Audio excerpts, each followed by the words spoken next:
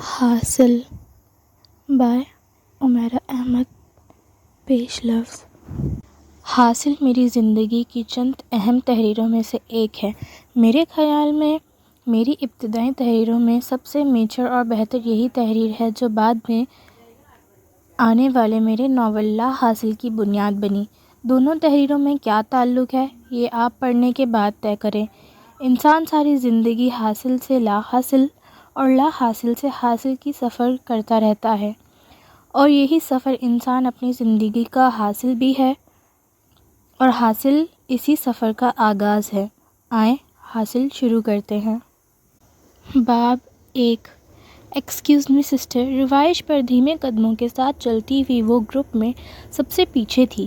جب اس نے بینچ پر بیٹھے ہوئے اس لڑکے کو اچانک اٹھ کر سسٹر الزبتھ کی طرف بڑھتے ہوئے انہیں روکتے دیکھا تھا. مجھے آپ سے بات کرنی ہے. میں عیسائی ہونا چاہتا ہوں. اس کے لیے مجھے کیا کرنا ہوگا؟ بھیگے لہجے میں کہے اس بلند جملے نے پورے گروپ کو رک جانے پر مجبور کر دیا تھا. وہ بھی باقی سب کی طرح اس کا چہرہ دیکھنے لگی تھی. وہ سفید شرٹ اور سیاہ جینس میں ملبوس 17-18 سال کا ایک دراز قد لڑکا تھا. اس کے سیاہ چمکیلے بال بے ترتیب تھے. شاید اس نے 2-3 دن سے شیو بھی نہیں کی تھی. اس کی آنکھیں سرخ اور سوجی ہوئی تھیں، پلکیں ابھی تک بھیگی ہوئی تھیں. شاید وہ اس بینچ پر کچھ دیر پہلے تک بیٹھے رو رہا تھا. اس کی صاف رنگت کی وجہ سے آنکھوں کے گرد پڑے ہوئے حلقے بہت نمایاں نظر آ رہے تھے. اس نے چند لمحوں میں ہی اس کے پورے سراپے کا جائزہ لے لیا تھا.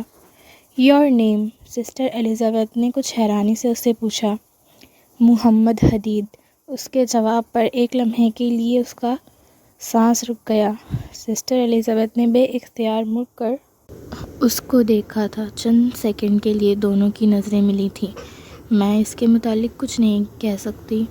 سسٹر الزبتھ یکدم محتاط ہو گئی تھی. ان کی آواز قدرے مدھم ہو گئی تھی. آپ کو فادر سے بات کرنی چاہیے، انہوں نے اس سے کہا تھا.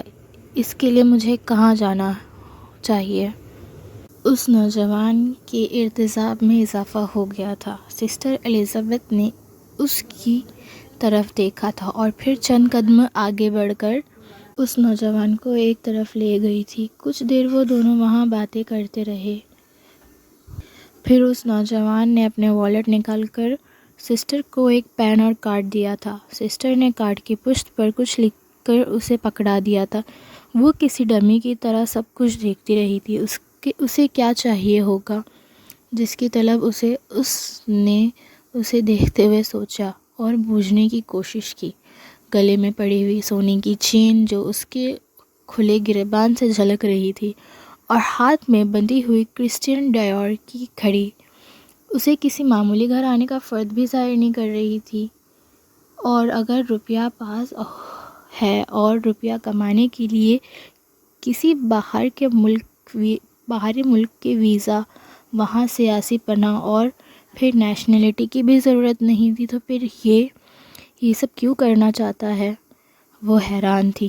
چند منٹوں بعد اس نے اس نوجوان کو والیٹ جیب میں ڈال کر واپس اس بینچ کی طرف جاتے دیکھا تھا اور سسٹر الزبتھ کو اپنی جانب آتے دیکھا تھا. ان کی واپسی پر کسی نے ان سے کوئی سوال نہیں کیا تھا. روایش پر پھر پہلے کی طرح سب کی چہل قدمی شروع ہو گئی تھی، مگر وہ وہاں سے جانا نہیں چاہتی تھی. ان لوگوں کے ساتھ چلتے ہوئے اس نے پیچھے مرد کو دیکھا تھا. وہ لڑکا اب بھی اس بینچ کی پشت سے ٹیک لگائے چہرہ ڈھانچے بیٹھا ہوا تھا.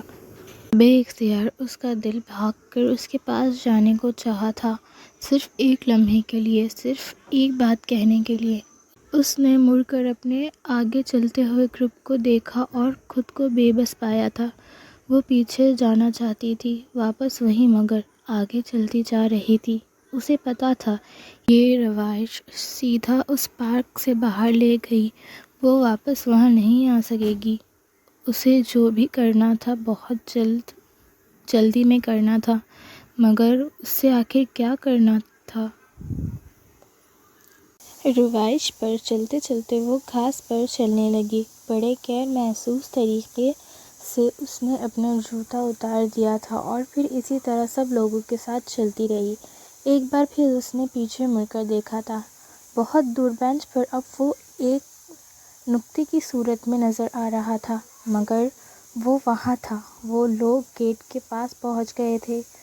اوہ مائی گاڈ سسٹر، میں اپنا جوتا تو وہیں گھاس پر بھول آئی۔ مجھے پتہ ہی نہیں چلا کہ میں ننگے پاؤں چل رہی تھی، اس نے سسٹر ایلزابتھ سے کہا۔ کہاں اتارا تھا؟ سسٹر نے کچھ تشویش سے دیکھا تھا۔ مجھے اچھی طرح جگہ یاد نہیں۔ وہ اس درخت کے پاس جو جھاڑی نظر آ رہی ہے وہیں گزرتے گزرتے میں نے جوتے اتارا تھا۔ میرا خیال تھا ہم واپس ادھر سے ہی گزریں گے تو میں جوتے پہن لوں گی، مگر پھر آپ نے اس گیٹ سے نکلنے کا فیصلہ کر لیا۔ میں بس 5 منٹ میں لے کر آتی ہوں، اس نے چلتے ہوئے کہا تھا۔ اوکے، سسٹر نے آئس کریم کی مشین کی طرف جاتے ہوئے کہا۔ وہ سر ہلاتے ہوئے واپس مڑ گئی۔ روایش پر چلنے کے بجائے اس نے گھاس پر بھاگنا شروع کر دیا تھا۔ وہ جلد سے جلد اس کے پاس پہنچ جانا چاہتی تھی۔ چند منٹ بھاگنے کے بعد اس نے سر اٹھا کر اس نظر آنے والے بینچ کو دیکھا تھا جس پر وہ بیٹھا ہوا تھا، مگر اب وہ بینچ خالی نظر آ رہی تھی۔ اسے بے اختیار ٹھیس لگی۔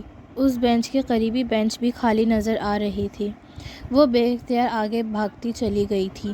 اس نے پارک کی روایشوں پر چلتے لوگوں میں اسے ڈھونڈنے کی کوشش کی، مگر وہ اس سے نظر نہیں آیا تھا۔ اس نے بے اختیار بھاگ کر گیٹ سے باہر نکلنے کی کوشش کی تھی۔ اس کی چادر کا ایک کونا گیٹ میں اٹک گیا تھا۔ وہ اسے چھڑانے میں وقت ضائع نہیں کرنا چاہتی تھی۔ ننگے سر اور ننگے پاؤں بھاگتی ہوئی وہ گیٹ پار کر کے باہر نکل گئی تھی۔ گاڑی تب تک ایک سناٹے کے ساتھ ٹرن کر کے سڑک پر پہنچ چکی تھی۔ جب تک وہ سڑک پر پہنچتی تب تک کار اس کی پہنچ سے بہت دور ہو چکی تھی۔ اس نے بے بسی سے دور جاتی ہوئی کار کو دیکھا تھا، پھر ایک مایوسی اس کے وجود پر چھا گئی تھی۔ پہلی بار اسے احساس ہوا کہ وہ گیٹ کے باہر اور اندر جانے والے لوگوں کی توجہ کا مرکز بن چکی تھی۔ اسے ان نظروں کی پرواہ نہیں تھی۔ اسے اس وقت کسی بھی چیز کی پرواہ نہیں تھی۔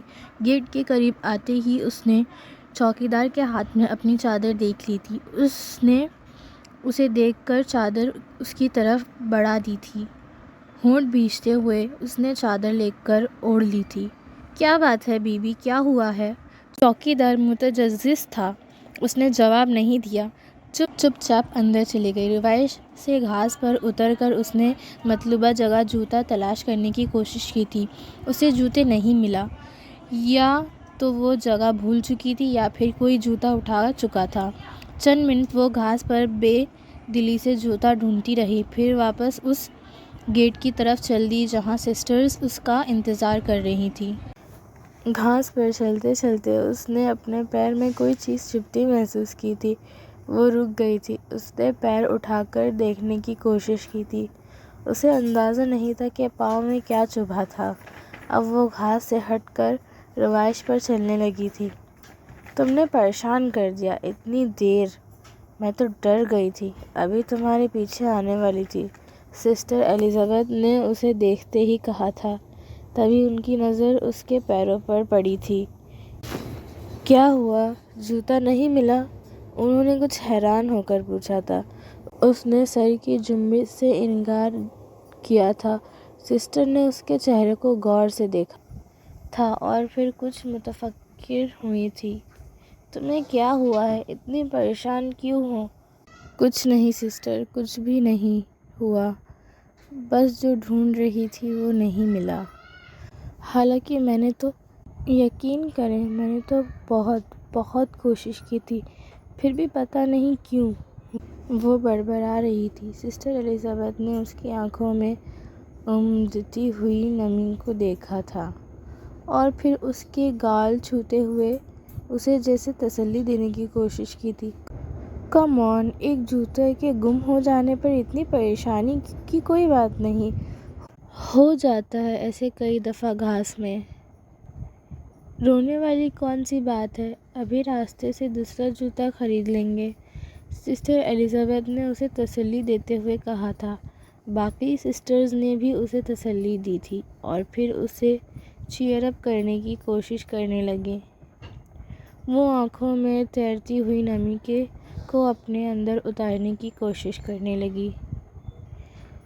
پچھلے کئی دنوں سے وہ سسٹر ایلزبتھ کے دیے ہوئے پتے پر جا رہا تھا۔ فادر جوشوا کے پاس جا کر اس نے انہیں سب کچھ کہہ دیا تھا۔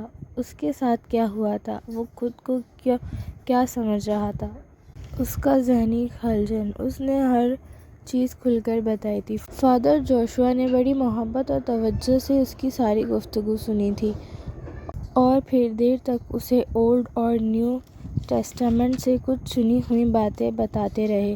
حضرت عیسیٰ کی مسیحائی اور معجزات، مدر میری کی بے گناہی اور پاک بازی، ان کی آزمائشیں، حضرت عیسیٰ کی تنہا زندگی جو انہیں لوگوں کے لیے وقف کر دی تھی، اور پھر ان ہی لوگوں نے ہاتھوں ان کا تختِ دار پر چڑھایا جانا۔ وہ کسی شہرزادہ معمول کی طرح ان کی باتیں سنتا رہا۔ پہلی بار اسے محسوس ہوا تھا کہ جیسے وہ یہی سب کچھ سننا چاہتا تھا، یہی سب کچھ جاننا چاہتا تھا، یہی سب کچھ محسوس کرنا چاہتا تھا۔ مجھے کچھ نہیں چاہیے فادر، میں کسی فائنینشیل گینز کے لیے ادھر نہیں آیا۔ میں تو صرف سکون چاہتا ہوں، مینٹل کمپوزر کی ضرورت ہے مجھے، اور وہ سب کچھ مجھے یہیں مل جائے گا۔ میں چاہتا ہوں مجھے رات کو نیند آ جائے، میں سب کچھ بھلا دینا چاہتا ہوں، میں کسی چیز کے بارے میں سوچنا ہی نہیں چاہتا۔ وہ بول رہا تھا اور فادر جوشوا ملامت سے مسکراتے رہے۔ تم ہر چیز حاصل کر لو گے میرے بچے، ہر چیز، مگر کچھ انتظار کرنا ہوگا تمہیں، اور اس وقت کے دوران تمہیں جتنی ثابت قدم رہو گے، تمہاری آئندہ زندگی اتنی ہی اچھی ہوگی۔ فادر، میں کروں گا، اس نے احتساب سے فادر جوشوا کے ہاتھ پکڑتے ہوئے کہا تھا۔ انہوں نے ہاتھ سے اس کے ہاتھ کو نرمی سے تھپکا تھا۔ فادر، میں جانتا ہوں، میں روز آپ کے پاس آ کر آپ سے باتیں کرنا چاہتا ہوں، آپ سے بہت کچھ جاننا چاہتا ہوں۔ اس نے ان سے اجازت لینی چاہی تھی۔ شیور، تم ہر روز میرے پاس آیا جایا کرو۔ اور اس دن کے بعد سے وہ ہر روز ان کے پاس جا رہا تھا۔ 1-1.5 گھنٹہ وہ ان کے پاس بیٹھا رہتا، پھر اٹھ کر آ جاتا، مگر اس 1-1.5 گھنٹے میں اس کے اندر بہت کچھ بدل جاتا۔ اس نے اپنے ہر سوال کا جواب وہاں سے مل جاتا۔ اس کا ڈپریشن اور فرسٹریشن مکمل طور پر ختم نہیں ہوا تھا، لیکن کم ضرور ہو گیا تھا۔ فادر جوشوا نے اسے کچھ دوسرے پادریوں اور راہبوں سے ملوایا تھا، اور ان سب سے مل کر اسے یوں لگتا تھا جیسے اس کا ہاتھ پکڑنے، اس کی مدد کرنے کے لیے بہت سے لوگ موجود تھے، اور ہر ایک پہلے سے زیادہ مشلق تھا۔ اسے اپنی دنیا بہت اچھی لگ رہی تھی۔ چند ہفتوں میں وہ بڑی حد تک بدل چکا تھا۔ ابھی اس نے باقاعدہ طور پر مذہب تبدیل نہیں کیا تھا۔ ابھی وہ فادر جوشوا کی دی ہوئی کتابیں اور پیمفلیٹس پڑھتا رہتا تھا۔ چند ہفتوں کے اندر مذہب تبدیل کرنے کا اس کا فیصلہ مستحکم ہو گیا تھا۔ جو تھوڑی بہت جھجک تھی وہ بھی اب تک ختم ہو گئی تھی۔ 1-1.5 ہفتے تک وہ باقاعدہ طور پر اپنا مذہب تبدیل کرنے والا تھا۔ اس رات تھینکس گیونگ پریئر کے لیے وہ سینڈرل آیا تھا۔ وہ کئی دنوں سے باقاعدہ چرچ جا کر سروس اٹینڈ کر رہا تھا، مگر سینڈرل وہ پہلی بار آیا تھا۔ سروس ابھی شروع نہیں ہوئی تھی۔ لوگوں کا رش اندر آ جا رہا تھا۔ پوری کیتھولک کمیونٹی وہاں اکٹھا ہوئی تھی، کم از کم جو شہر میں تھی۔ غیر ملکیوں کی ایک بڑی تعداد بھی وہاں موجود تھی۔ کیتھیڈرل کے لان میں بھی لوگوں کی ایک بڑی تعداد تھی جو سروس اٹینڈ کرنے کے بجائے خوش گفتگیوں میں مصروف تھی، کیونکہ سال کا آخری دن تھا اور نیو ایئر کی تقریبات پہلے ہی شروع ہو چکی تھی۔ وہ تارانہ نظریں سے سب لوگوں کا جائزہ لیتے ہوئے چرچ میں داخل ہو گیا تھا۔ بینچز کی قطاروں پر نظر ڈالتے ہوئے اس نے اپنے لیے کوئی خالی جگہ تلاش کرنے کی کوشش کی تھی۔ اگلی قطاروں میں کچھ جگہ اسے نظر آئی تھی۔ وہ ایک بینچ پر جا کر خاموشی سے بیٹھ گیا۔ دعا کی کتاب نکال کر اس نے ہاتھ میں لے لی تھی۔ کچھ دیر تک وہ اسے دیکھتا رہا، پھر اس نے کتاب بند کر دی۔ ایک عجیب اداسی اس کے وجود پر چھا رہی تھی۔ اس نے اپنے آپ اس ماحول کا حصہ نہیں لگ رہا تھا۔ وہ سب پیدائشی عیسائی تھے اور وہ پیدائشی مسلمان تھا۔ ان میں سے ہر ایک سے اسے خود سے بہتر لگ رہا تھا۔ وہ بہت سے کمپلیکسز کا شکار تھا، مگر اس طرح کا احساس کمتر اسے پہلی بار ہو رہا تھا۔ سروس کی تیاری جاری تھی۔ اس پر ایک عجیب سی تھکان سوار تھی۔ بینچ کی پشت سے لے کر ٹیک لگا کر اس نے آنکھیں بند کر لیں۔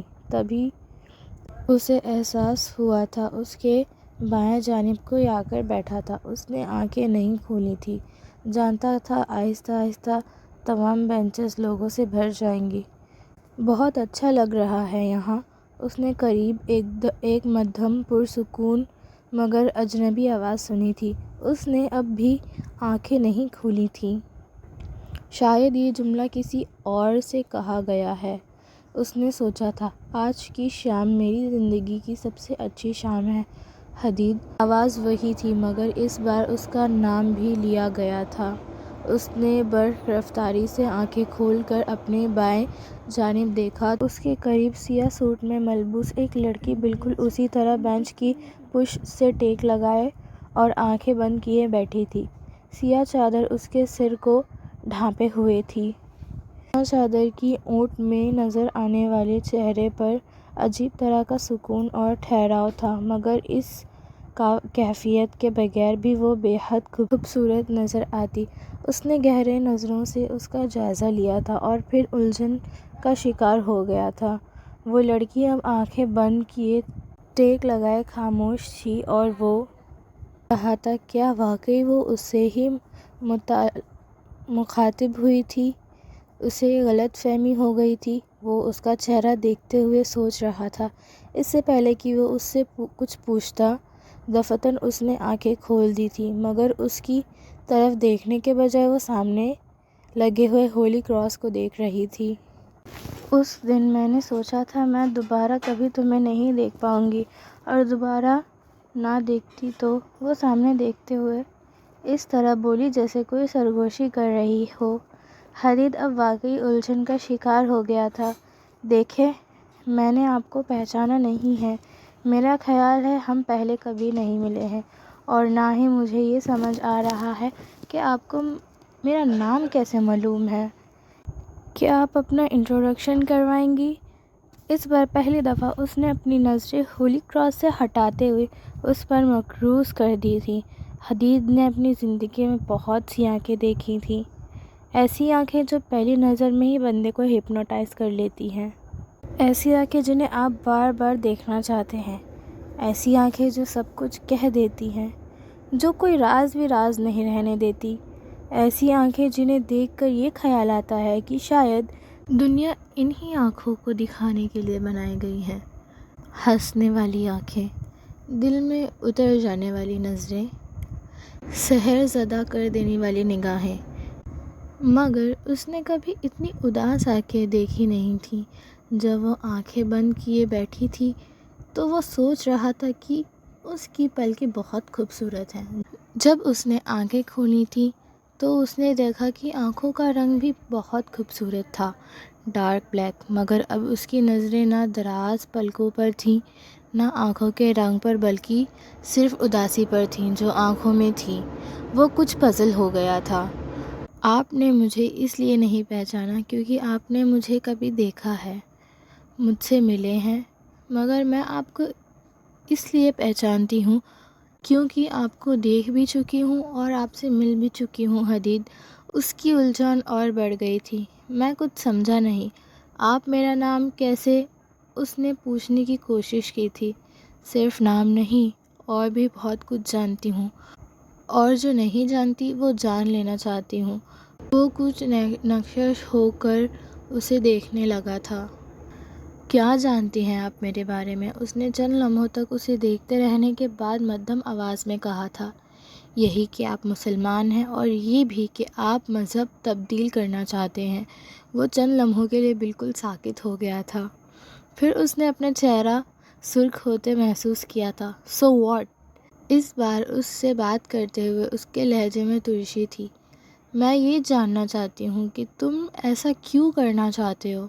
وہ بغیر کسی دقت کے آپ سے تم پر آ گئی تھی۔ وہ شاید اس کی بے تکلفی سے زیادہ اس کے سوال پر حیران ہوا تھا۔ اس سے پہلے میں یہ جاننا چاہتا ہوں کہ آپ کون ہیں اور مجھ میں اتنی دلچسپی کیوں لے رہی ہیں؟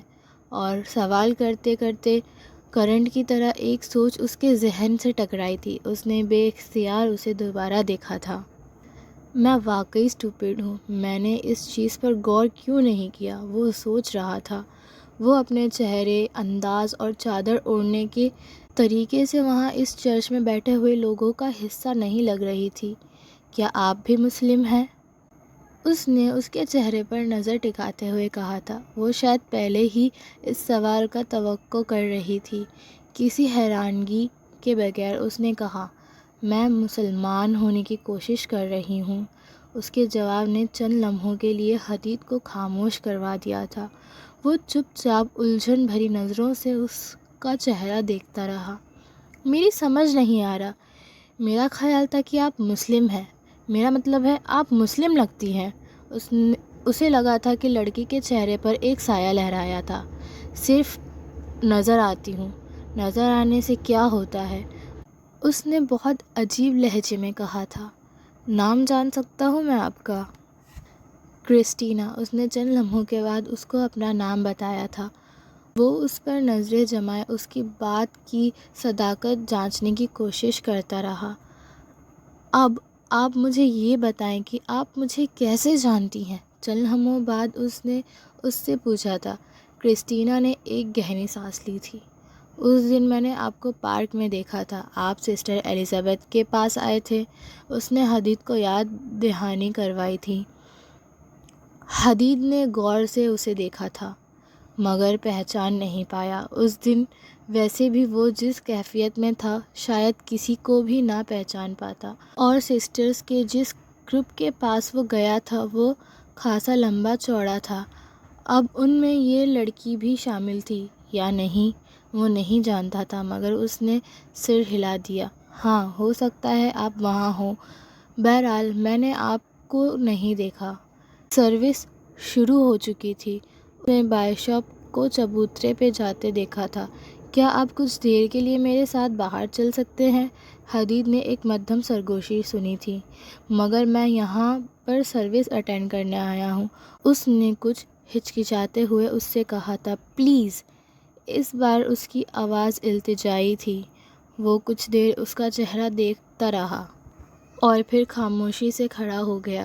نوے کے بجائے وہ ایسائل سے ہو کر باہر آ گئے تھے۔ باہر بھی لوگوں کا ایک بڑا ہجوم تھا۔ یوں لگ رہا تھا کہ جیسے آواز اور قہقہوں کا ایک طوفان آیا ہوا تھا۔ میرے ساتھ آؤ۔ باہر آتے ہی اس نے کرسٹینا کو کہتے سنا تھا۔ وہ خاموشی سے اس کے پیچھے چل پڑا۔ وہ اسے سیٹڈریل کے عقبی حصے میں لے آئی تھی۔ اس طرف نسبتاً خاموشی تھی۔ وہ وہاں موجود ایک بینچ پر بیٹھ گئی۔ حدید اسے دیکھتا ہوا اس بینچ پر بیٹھ گیا۔ بینچ کے قریب لیمپ پوسٹ کی روشنی نے ان دونوں کو بہت نمایاں کر دیا تھا۔ تم کرسچن کیوں ہونا چاہتے ہو؟ کچھ دیر کی خاموشی کے بعد اس نے پوچھا تھا۔ تم مسلمان کیوں ہونا چاہتی ہو؟ سوال کا جواب سوال سے دیا گیا تھا۔ کیونکہ یہ سچا مذہب ہے۔ میں بھی کرسچینٹی کے بارے میں یہی سوچتا ہوں۔ تم غلط سے سوچتے ہو۔ اسلام کے علاوہ کوئی مذہب سچا نہیں ہے۔ کیا میں بھی یہی کہوں کہ تم غلط سوچتی ہو؟ کرسچینٹی کے علاوہ کوئی ریلیجن سچا نہیں ہے۔ حدید کی ثابت قدمی اس سے کم نہیں تھی۔ وہ کچھ بے بسی سے اس کا چہرہ دیکھنے لگی تھی۔ تمہیں اپنے مذہب سے اتنی نفرت کیوں ہے؟ اگر یہی سوال میں تم سے پوچھوں تو تمہیں اپنے مذہب سے اتنی نفرت کیوں ہے؟ حدید نے ایک بار پھر اس کے سوال کا جواب سوال سے دیا تھا۔ مجھے اپنے مذہب سے نفرت نہیں، کرسٹینا نے ہلکی آواز میں کہا تھا۔ پھر بھی تم اپنا مذہب چھوڑ دینا چاہتی ہو؟ وہ اس کا چہرہ دیکھنے لگی تھی۔ اس لیے چھوڑ دینا چاہتی ہوں کیونکہ میں نے سچائی پالی ہے۔ کون سی سچائی؟ کیسی سچائی؟ مجھے تو آج تک اپنے مذہب میں کوئی سچائی نظر نہیں آئی۔ اگر کہیں سچائی نظر آئی ہے تو تمہارے مذہب میں۔ وہ جیسے یکدم پھٹ پڑا تھا۔ بعض دفعہ جو چیز آپ کو نظر آتی ہے وہ فریب ہوتا ہے، نظر کا دھوکہ، اور جب تک یہ بات پتہ چلتی ہے بہت دیر ہو چکی ہوتی ہے، اتنی دیر کی نہ آپ آگے جا سکتے ہیں نہ پیچھے۔ میں چاہتی ہوں حدید تمہارے ساتھ یہ نہ ہو۔ حدید نے اس کی آنکھوں میں آنسو نہیں دیکھے تھے مگر اس کی آواز میں لرزش تھی۔ وہ بے یقینی کے عالم میں اسے دیکھنے لگا تھا۔ آخر یہ میری اتنی ہمدرد کیوں بن رہی ہے؟ اس نے تلخی سے سوچا تھا۔ بازار میں آپ جب بھی جاتے ہیں وہاں ملنے والی سب سے اچھی چیز ہی خریدنا چاہتے ہیں، سب سے پسندیدہ چیز ہی پانا چاہتے ہیں۔ تم خوش قسمت ہو، تمہیں کسی بازار میں جانا نہیں پڑا، مگر پھر بھی تمہارے پاس سب سے بہتر چیز ہے۔ اسلام تمہارا مذہب ہے، تمہارا دین ہے۔ حضرت محمد صلی اللہ علیہ وسلم تمہارے پیغمبر اور اللہ تعالیٰ تمہارا رب اکیلا واحد، اور تم بہترین چیز چھوڑ کر۔ حدید نے ترشی سے اس کی بات کاٹ دی تھی۔ کرسٹینا، مذہب بازار میں رکھی ہوئی کوئی چیز نہیں ہوتا۔ مذہب سکون دیتا ہے، اطمینان دیتا ہے۔ کوئی مذہب یہ چیز نہیں کر پاتا تو اسے کیوں چھوڑا نہ جائے؟ دوسرا مذہب کیوں نہیں اختیار کیا جائے؟ یہ سارا مذہب خدا کے بنائے ہوئے ہیں، ہر ایک اللہ کی تلاش ہی کرواتا ہے۔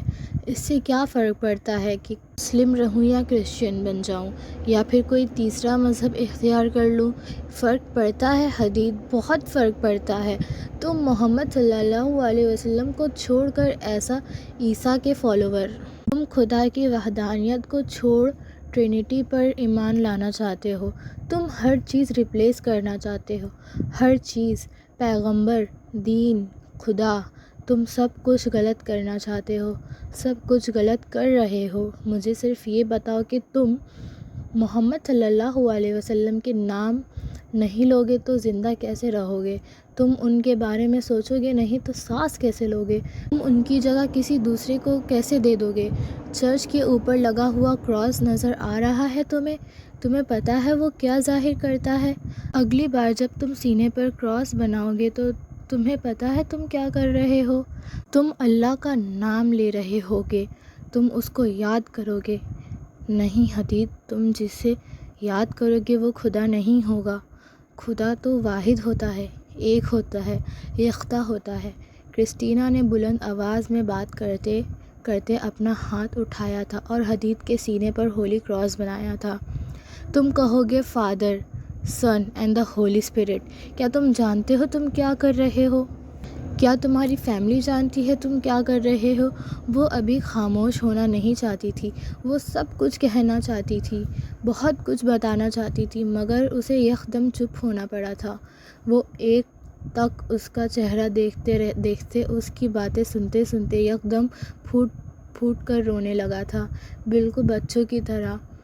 اپنے دونوں ہاتھوں سے چہرے کو چھپائے وہ اپنے گھٹنوں پر جھک گیا تھا۔ تم سمجھ نہیں سکتی کہ میں کن حالات میں ہوں، کوئی سمجھ نہیں سکتا۔ تم سب ایک جیسے ہو، صرف کنڈیم کر سکتے ہو، صرف کمنٹس دے سکتے ہو، اس کے علاوہ کچھ بھی نہیں، کبھی بھی کچھ بھی نہیں۔ روتے ہوئے بلند آواز میں کہہ رہا تھا۔ اس نے زندگی میں کسی مرد کو روتے نہیں دیکھا تھا، اور اس طرح بچوں کی طرح بلند آواز میں رونا۔ وہ نہیں جانتی تھی کہ وہ روتے ہوئے کو کس طرح چپ کروایا جاتا ہے، اور اگر رونے والا مرد ہو تو پھر کسی طرح اسے دلاسا دیا جانا چاہیے۔ بے بسی سے روتے بلختے اور بولتے ہوئے دیکھتی رہی۔ وہ کہہ رہا تھا، کاش میں پیدا نہ ہوتا، کاش میں مر جاتا۔ ایک سرد لہر اس کے وجود سے گزر گئی تھی۔ کرسٹینا کو یاد آیا تھا، کاش میں تمہارے لیے ہی ہوتی، صرف تمہارے لیے۔ کسی کی آواز اس کے ذہن میں لہرائی تھی۔ وہ بے اختیار حدید پر جھک گئی تھی۔ وہ اب اس آواز، اس چہرے کو یاد نہیں کرنا چاہتی تھی، کبھی نہیں۔ حدید، حدید، پلیز مت رو۔ اس نے ایک ہاتھ اس کے پشت پر پھیلا دیا تھا، دوسرے ہاتھ سے وہ اس کا سر سہلانے لگی تھی۔ کسی بچے کی طرح وہ چپ نہیں ہوا تھا، وہ روتا رہا تھا، بلخ بلخ کر، یوں جیسے وہ زندگی میں پہلی بار رو رہا تھا۔ کرسٹینا کو پتہ نہیں چلا کہ وہ کتنی دیر اس کے پاس بیٹھی، اس کا سر سہلاتی رہی، پھر آہستہ آہستہ اس کا لرزتا ہوا وجود ساکت ہو گیا تھا اور پھر وہ ایک دم سیدھا ہو کر بیٹھ گیا تھا۔ کرسٹینا نے اپنے ہاتھ میں پکڑے ہوئے ٹیشو سے اس کے بھیگے ہوئے چہرے کو خشک کرنا چاہا تھا۔ ٹیشو گال پر لگتے ہی حدید نے اس کا ہاتھ سے ٹیشو لے لیا۔ اس سے نظریں ملائے بغیر اس نے اپنی آنکھیں صاف کی تھیں۔ کرسٹینا نے دیکھا تھا کہ ہاتھ میں لرزش تھی۔ میں تمہیں پانی لا کر دیتی ہوں۔ وہ بینچ سے اٹھنے لگی تھی اور تب حدید نے اس کا ہاتھ پکڑ لیا تھا۔ پلیز میرے پاس رہو، میں اس وقت اکیلے رہنا نہیں چاہتا، مجھے پانی کی ضرورت نہیں ہے۔ اس کی آواز میں بھی لرزش تھی۔ کرسٹینا رک گئی تھی۔ حدید نے اس کا ہاتھ چھوڑ دیا۔ بینچ کی پشت سے ٹیک لگا کر اس نے آنکھیں بند کر لیں۔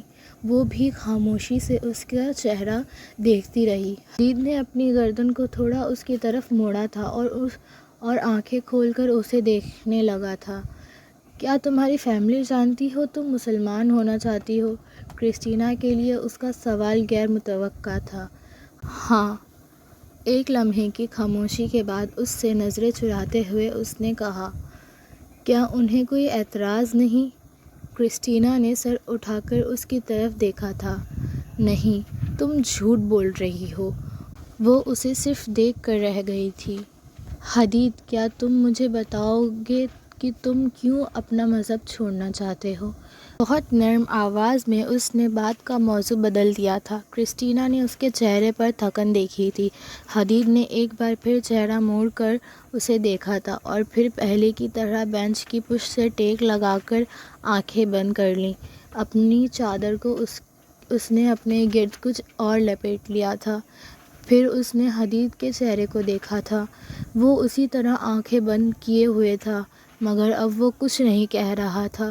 کرسٹینا نے اس کے چہرے پر نظریں جما دی تھیں۔ وہ جو کہہ رہا تھا وہ سن رہی تھی۔ اگر میں یہاں نہیں آتا تو میں خودکشی کر لیتا، میں نے کبھی، وہ کہہ رہا تھا۔